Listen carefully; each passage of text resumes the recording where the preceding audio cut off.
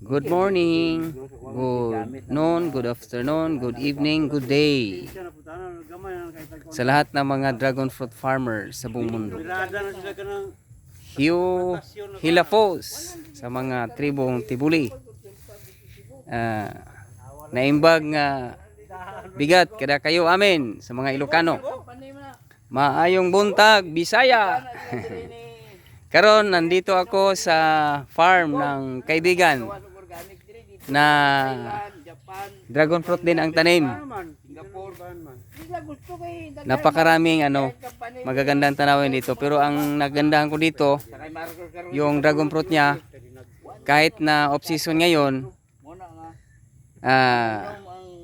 nagkaroon na maraming bunga ang tanim niya. Mas marami ito kaysa doon sa akin, pero ipakita ko ang bunga ha. At saka kung gaano karami ang bunga. Okay? At saka marami siyang bisita ngayon. Grandmaster ito ng dragon fruit. Sir Bobet, mag-hi ka. Naka-live tayo. Ayan. Good morning. Ito pa ang bisita natin from, unsa ito yung lugar, sir? Coronadal City. Oh, Coronadal City. Unya kani mo na iyang tagiya sa kuani sa yuta dire Sa farm. oh sa farm. Dragon fruit. So karon Farm dragon fruit. naraw pertindagana ang bunga resulta ni sa Unigro. This month is April, supposedly off season pa, pero na-amaze ako dito sa puno niya ang daming bunga. Ayan. So ang pag-harvest nito every 15 days may harvest ka kasi hindi mo ito sabay. So mag-harvest ka every 15 days, napakaraming bunga, napakaraming pera. Yan. So result ito ng Unigro. Ayan o.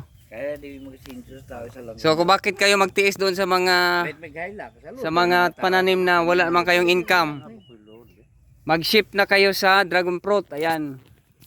Oh. Napaka shortage ng supply ng dragon fruit sa ating probinsya at sa ating bansa. Ayan.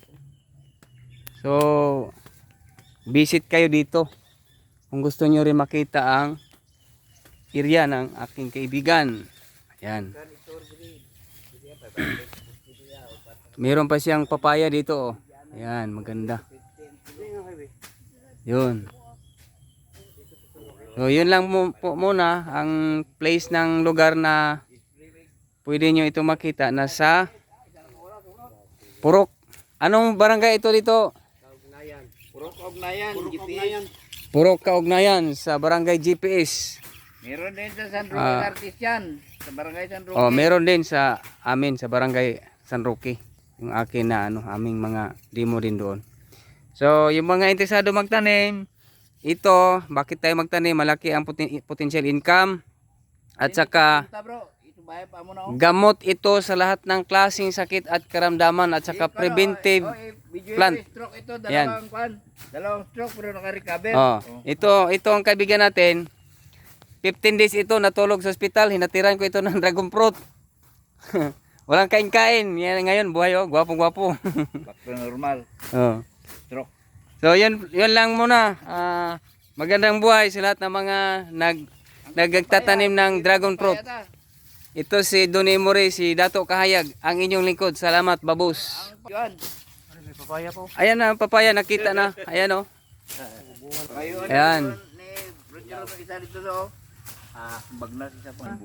Itong papaya, magamit natin ito. Ituro ko sa inyo paano ito maging fungicide. Ituro ko sa dragon fruit. Oh, fungicide ito, na-discover ko ito. Ang gawin natin ganito. Ito mga dahon, pag nagulang na, iyon ang natin, i-ferment. Saka yung dagta nito. Dagta nitong bunga. Sugatan natin yan, sugatan. Salurin yung dagta. Pag salod ng dagta, yun yung itimpla sa yung sa liquid na ginagamit mo, pati sa Unigro. Oh. So dito lang muna, hanggang dito lang muna. Good morning, good afternoon, good noon, good day, babos sa buong mundo.